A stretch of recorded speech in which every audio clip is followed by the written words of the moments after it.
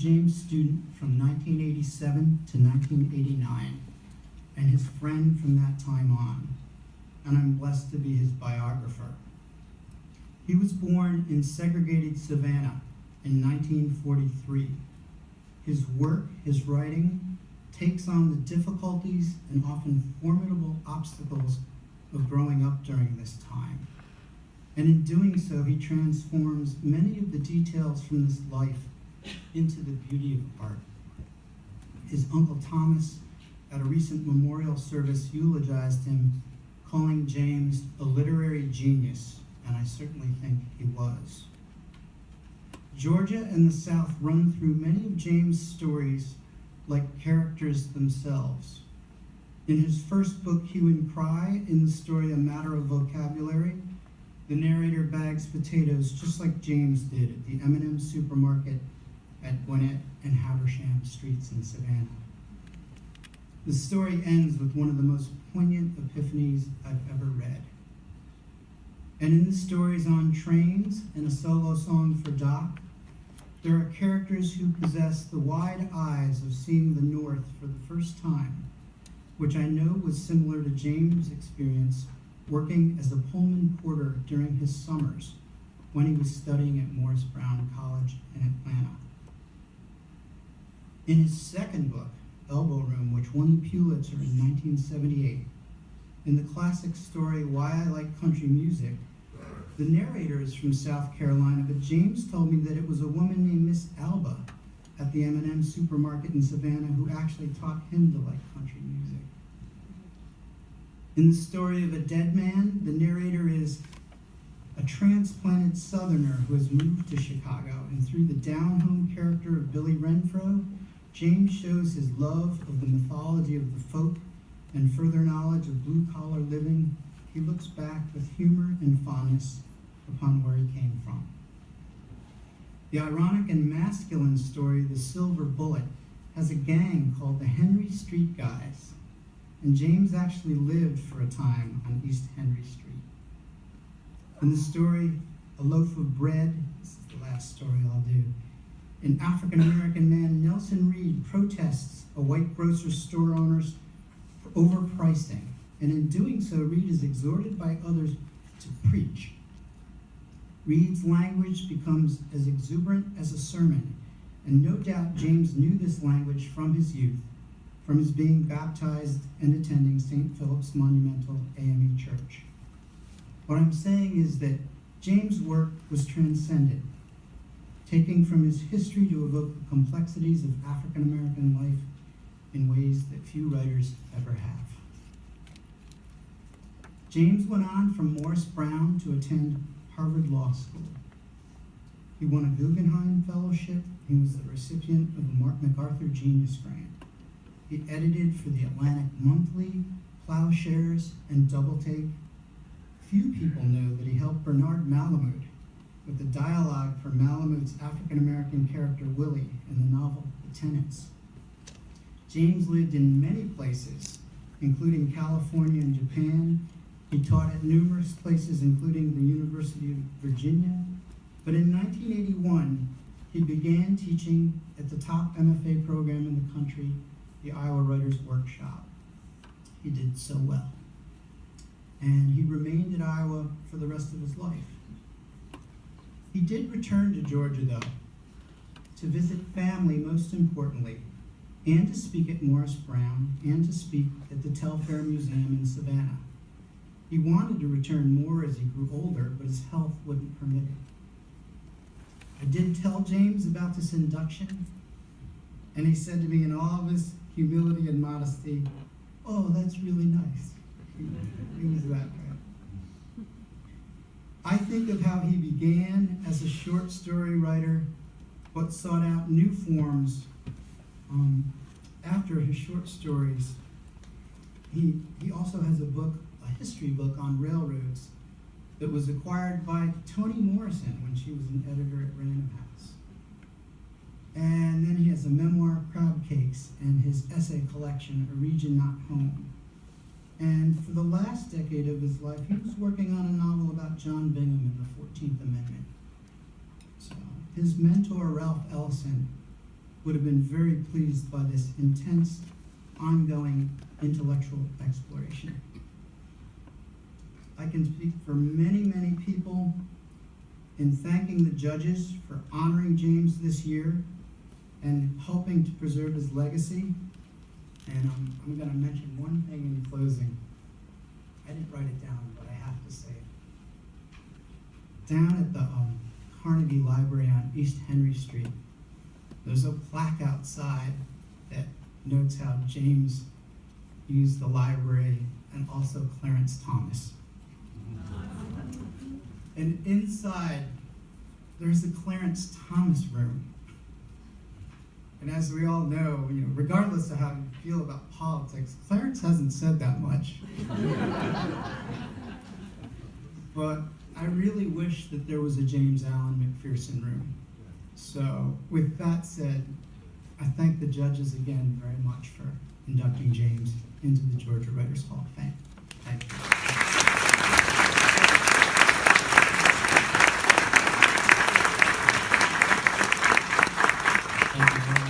It is our pleasure to have with us today James Allen McPherson's daughter, Rachel McPherson. So please come up to accept your father's induction.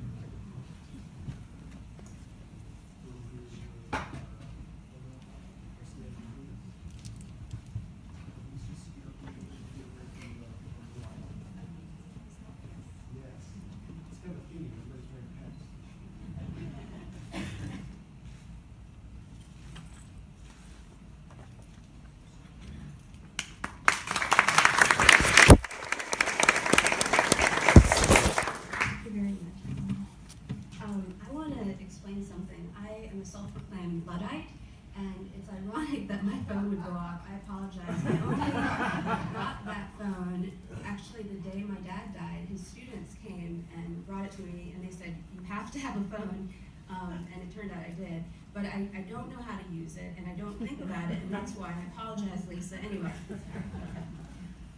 I'm sorry my father's not here to accept this award, but 3 months ago and 11 days, he passed away. I asked him if he would mind if I accepted the award on his behalf, and he said it would be an honor. Having said that, though, one part of my father, a large part, was that he was a bit reclusive and not eager or likely at all to participate in award ceremonies. He preferred to open mail at his dining room table and eat Jimmy Dean sausage links. In 1981, when the director of the MacArthur Foundation called to tell him he had won, my dad told him, I've got to go, I'm giving my daughter a bath, and hung up on him. Having said this, however, I'm honored that my father is being inducted into the Georgia Writers Hall of Fame because his roots are in Georgia, and because the influence of a rich and layered Savannah childhood can be seen in so much of his work.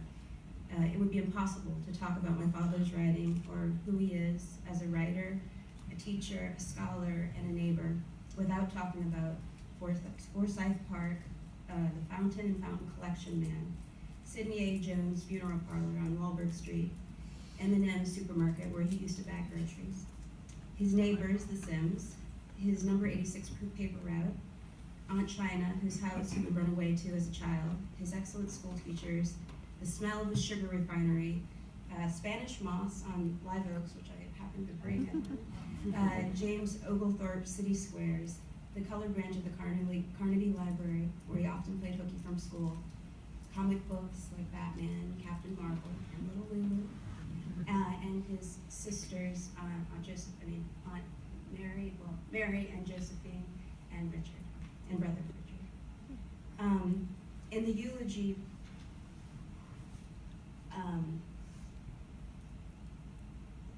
Mary, are you filming or are you on the phone? Just wondering, anyway. My great uncle, Thomas McPherson, who's the former deputy director of Equal Employment Opportunity Commission Atlanta, wrote in the eulogy for my dad 2 months ago, if you read James, really seriously read him, you certainly acknowledge his literary genius. But notwithstanding his escape from himself, it is also clear that Wahlberg Street, the Salvation Army store, the colored branch of the Carnegie Library, and of course, the funny books were indispensable parts of the expression of his genius. I'd like to read just a bit let's see, he wrote an essay for the Atlanta Journal-Constitution called Going Up to Atlanta. And there's 3 short sections. This is called Books. At first the words, without pictures, were mysteries. But then suddenly they all began to march across the page. They gave up their secret meanings, spoke of other worlds, made me know that pain was a part of other people's lives. After a while, I could read faster and faster and faster and faster. After a while, I no longer believed in the world in which I lived. I loved the colored branch of the Carnegie Public Library. And then actually, this is from a talk that he gave in Savannah. Let's see. The Telfair Museum in Savannah. And this is describing, this is a story he always used to tell me as a child, and so it was interesting for me to read it, and I only recently read it. So I'll read that, it's about a page. I know that during my years at M&M, I began to learn what Ernest Hemingway called grace under pressure. I learned how to lose while keeping my dignity. I remember that as a carryout boy working exclusively for tips, it became a necessity to avoid those people who did not believe in tipping. There was one woman in particular who was known to not tip, and we all avoided her religiously.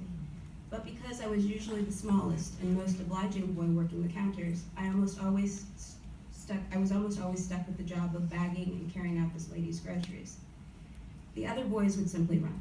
I remember one day, when I had once again been stuck with the job of carrying out her groceries, I vowed revenge. She had a dozen eggs at the top of one bag, and I vowed to break at least one of them. I remember following her to her car, the 2 bags of groceries in my arms, with one hand squeezing, but not quite squeezing, the carton of eggs. The pressure was really inside me, not on the eggs. And what seemed to her a casual and thankless walk to the car was, inside me, a war between my best instincts and my rage against the woman, against M&M, against the other boys, against my father who was then in jail, against everything in the world that had conspired to trap me in a job I could not leave, everything in my world that was bad.